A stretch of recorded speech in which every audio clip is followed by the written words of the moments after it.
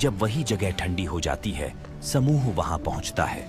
राख में धधकते हुए छोटे छोटे लाल अंगारे मिलते हैं। समूह सावधानी से उन्हें इकट्ठा करता है। वे सूखी घास डालते हैं और हवा से उसे फूंकते हैं। अचानक फिर से चिंगारी उठती है। यह पहला क्षण है जब उन्होंने आग को समझा।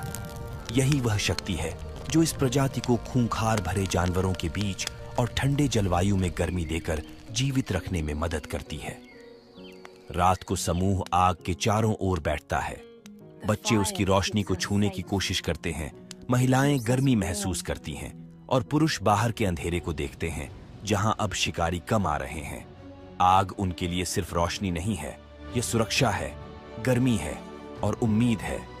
आग ने उन्हें बदल दिया।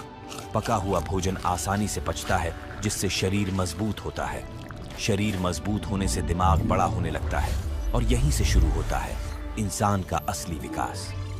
लेकिन क्या होमो इरेक्टस आग के साथ दुनिया को जीत पाएगा, या नेचर उन्हें नई चुनौतियों के सामने फिर झुका देगी? या इस धरती पर एक अन्य प्रजाति का दस्तक होता है? लगभग 7 लाख वर्ष पहले अफ्रीका का दिल फिर बदल रहा है।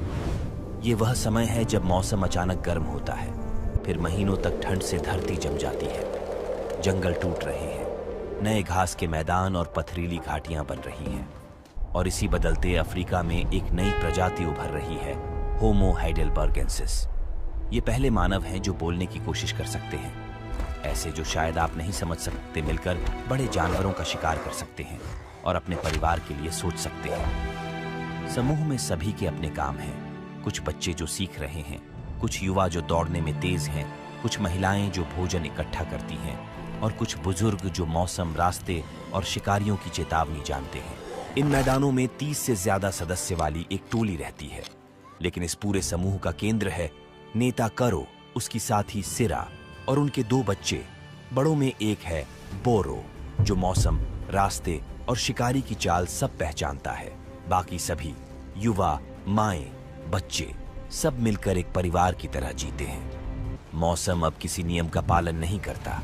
कभी गर्म हवा ऐसे जलाती है कि दिन भर चलना मुश्किल, और कभी अचानक ठंडी हवा हड्डियों तक उतर जाती है। इन मैदानों पर खतरा सिर्फ मौसम नहीं, यहाँ घूमते हैं प्राचीन शेर, विशाल हाइएना और घात लगाकर हमला करने वाले सेबर टूथ शिकारी। खाना अब आसानी से नहीं मिलता, पेड़ों पर फल नहीं, मैदानों में सिर्फ कठोर जड़ें, कड़े बीज या कभी कभार मरा हुआ जानवर। टोली को अब अपने दिमाग का इस्तेमाल करना होगा, और इसी जगह मानव इतिहास की नई क्रांति जन्म लेती है। कारो एक